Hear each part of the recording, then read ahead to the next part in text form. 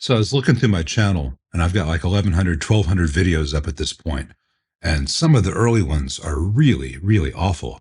Let's take a look at some highlights.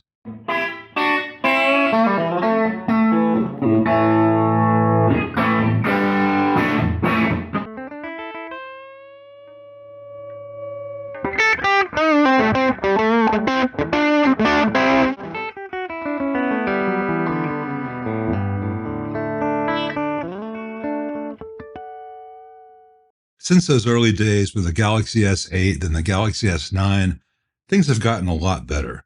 I first went to an iPhone 13 Pro, and I thought that was going to be the answer to all my problems. Just one little thing built into the phone, and it was a big step up, but it had a lot of problems. The out of camera colors are terrible indoors.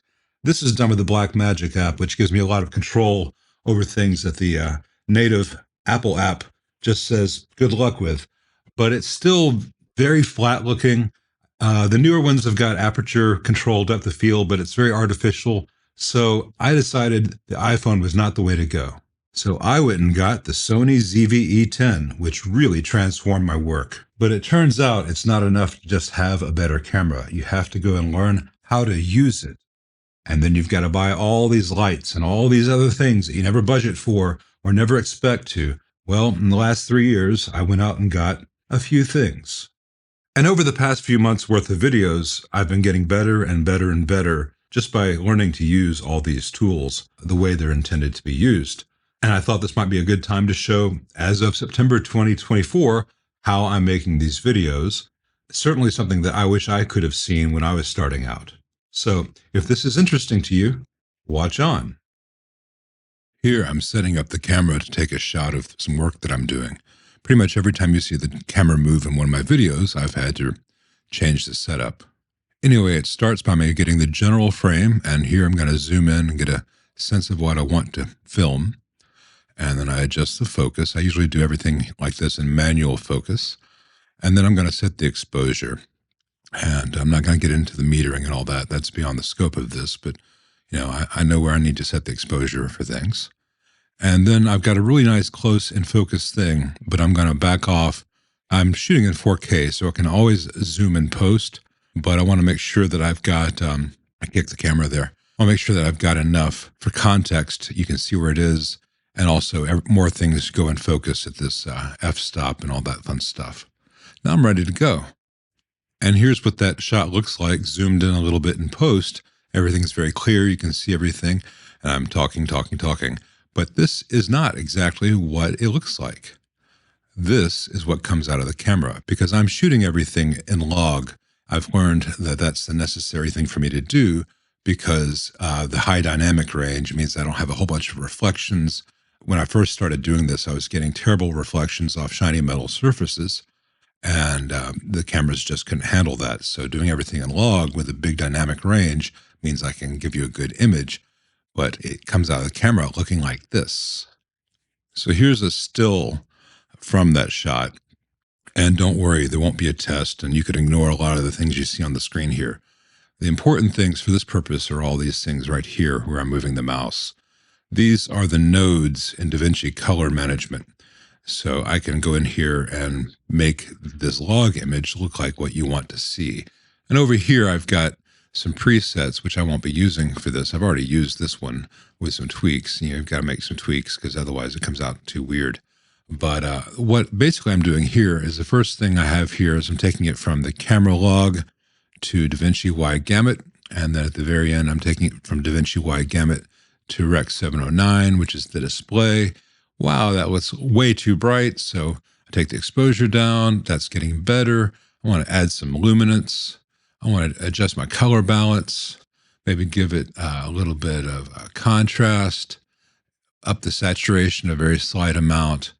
I want to sharpen things a little bit because I have the camera set to have the detail turned down so we don't get that real crisp, overly crisp digital thing. Look here at the text here on these blue caps as I turn the sharpening on. So off. On. So I can control the sharpness in post, and it gives me a lot of control. Then I have this vibrancy. Look at this cap right here. You can see without it and with it, just gives a nice bit of clarity. And I've got power window here, which I'm not going to use on this one. I could go in here and I could make the entire thing brighter. I can make the entire thing darker. There are, I can go through here and do all kinds of crazy stuff if I wanted to do some gamma shifts, play around with all kinds of stuff. I tend not to do that. I tend to just leave it as is. Anyway, this is the shot. This is probably not, something ready to go into a major motion picture, but it looks good enough for our purposes. And yes, I know I could shift the contrast, pivot a little bit, maybe like that, and bring down the overall image just a little bit at that point. That might be better. But, that's all starting from a template where I know that my overall result is going to be good. So I'm going to turn that saturation down just a bit for you. That looks nice. We'll move on. One of the things I've had to learn to do on this thing is learn that I am not actually making movies. And so I need to learn when to just say, that's close enough for rock and roll. Now, the next thing I need to do on this image here, not this image, but this video is I've got these gaps. So let's see what this gap is. Really heat up this entire section of board. All right, that's where I'm going to get the heat gun so I can do a split there. And I'll do a rough edit here. I'll fine tune that later. And here's where I'm using the heat gun. Let's see. Turn on. Let me get the meter here for you. I get the meter out. So meter's all setting up. So I'm powering it on. Just clamp to the chassis at the other end. Soon will be. I can edit. I remember that. I can do an edit there. Just, taking out the dead space for you guys. I'll fine tune this stuff later. And fine tuning is just saying clamp to the chassis at the other end. Take it out of stand. And you can see I moved the camera. Take it out of standby. That happens. And watching the voltages climb if they climb. That's all good. 3 millivolts there now. All right, so those gaps are good. Any other gaps? Just one down here. See if anything has changed. So be right back. About there's probably where I want to do the transition to the next thing. That's looking good. The next thing I want to talk about is how I record the stuff I do at the bench mic. So you can see the camera pointing down there, and you can see the mic overhead. That's a small diaphragm overhead condenser. It's a SC8 by SC Audio, and it works really well for this. And you'll see as I begin to talk on this, I'm going to check my focus and all that, that I am about 2 feet away from it. It's over my head, aimed at my chest. That minimizes the differences as I move around on the bench. All right, some time has passed, and it's gone from 300 millivolts to about 24 millivolts. But that's the processed audio. Let me show you how I get that audio, or what I do with that audio once I've captured it. So here is that same bit of audio recorded in Logic. Let me make this bigger for you guys. So right over here, these 3 things that are spikes, those are the hand claps that I did just to help sync things up if I needed to do a visual sync as opposed to letting it do it automatically. Fortunately, the automatic sync worked fine. I'll show you that. So you can see on the left there, right there, that is a beep. That is the beep where I start the camera. So I know that I can edit everything before that. That's the other beep where I turned off the camera. I can take off the stuff after that. But let's let this play, and I'll show you as I do it in real time, or as I did it in real time. So I'm doing I'm zooming in a little bit so I can get a better view of things. And I just go in there and say, all right before that beep, I will make a cut there, bring all that stuff down, 20 dB. And then I'm going to find where this speaking starts, do a cut there, bring those hand claps down. I don't want to boost those, like I'm going to boost the rest of the audio. Then I go to the end. And that's where I'm going to do the end. So everything below after that can go down. And then my focus is on this part here that I recorded. So I'm going to normalize it. I could normalize it just to -1 on the peak. That's one way to do it. But what I'm going to do instead is I'm going to normalize the loudness. So it's a -23 coming out of here. You can see there that there's a change because I was farther from the mic for that little bit. So what I'll go and do is find all those places where I backed off from the mic a little bit and bring those up to match the overall balance.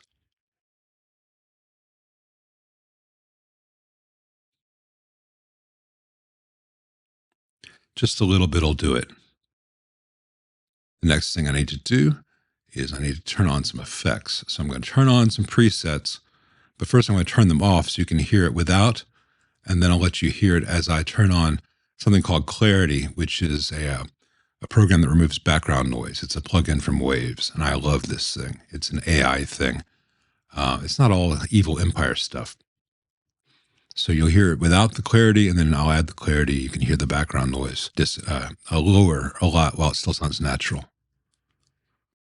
Time has passed, and it's gone from 300 millivolts to about 24 millivolts, 23 millivolts. Then I'm going to turn on the Shep 73, which has a preamp and an EQ. And the EQ is going to sound a little bit weird at first because I EQ'd this underneath the compressor, which does things to the low end.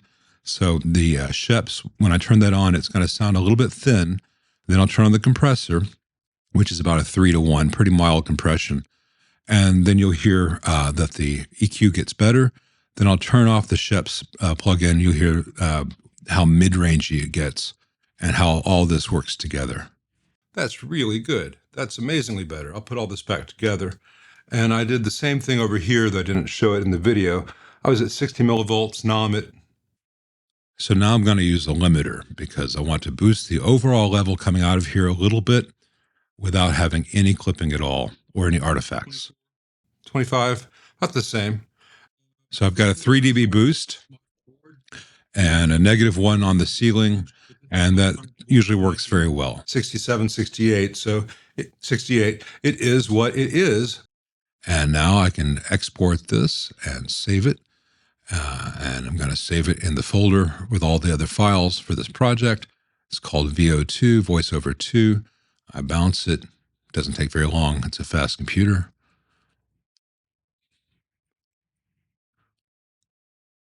Then I'm going to go over to DaVinci, and then I'm going to go to my files, bring that and the video that goes with it over into DaVinci, and then I'm going over to the media folder. And in the media folder, I can then compare the sound of the camera audio. You'll hear what the camera recorded, and then I'm going to do something cool, which will replace the camera audio with the processed audio I did with the real microphone. This is an old fiber board from 1967, 68. So this next step is going to make some of you guys jealous. This is an awesome thing. So now when you listen to that, it is what it is, but this will be a lot better than having 60, let alone 300. That sounds much better. So then I just bring the video file, which has the new audio, into the program, and there we are, ready to process. Now let's talk about some decisions I make on how I present the audio to you in this stuff. So first of all, let's make this look good. Okay, that's better. Now, when it looks good, it needs to sound good. And there are caveats to that. By sounding good, does that mean as authentic as possible with no processing? Or should I make things sound optimized for YouTube without adding unnecessary coloration or radically shifting things? I started off and I have traditionally just done, hey, this is what the mic heard. The trouble is the dynamic range is way more than YouTube presents to you, and it's really hard to hear on a lot of playback systems. The second part is that when you really listen to an amplifier in the room, it's usually loud. Even a Princeton on 3 is louder than you usually listen to your TV. It's one of the louder sounds you'll hear. And that sound pressure coming off of the speaker actually makes our ears compress a little bit. A louder amp, we hear more compression. A quieter amp, we have less, but it's still there. Our ears do not hear linearly. So when there's a little bit of compression added to a signal, it actually makes it sound louder and more exciting to us, not just louder. So I've been trying to go subtly in that direction. And here you can hear what the mic heard with the peaks at -1, and then the same thing with a little bit of compression added.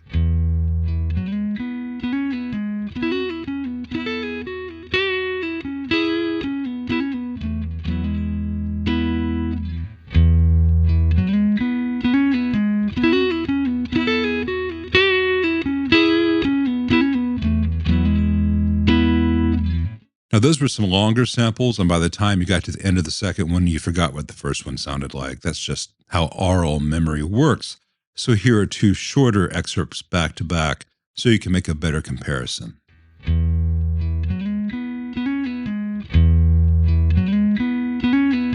So I think that's just the right amount. It finds a nice balance. It's not too much, doesn't change the sound fundamentally. It just makes it sound a little more like it actually does in the room, and certainly translates better over the internet.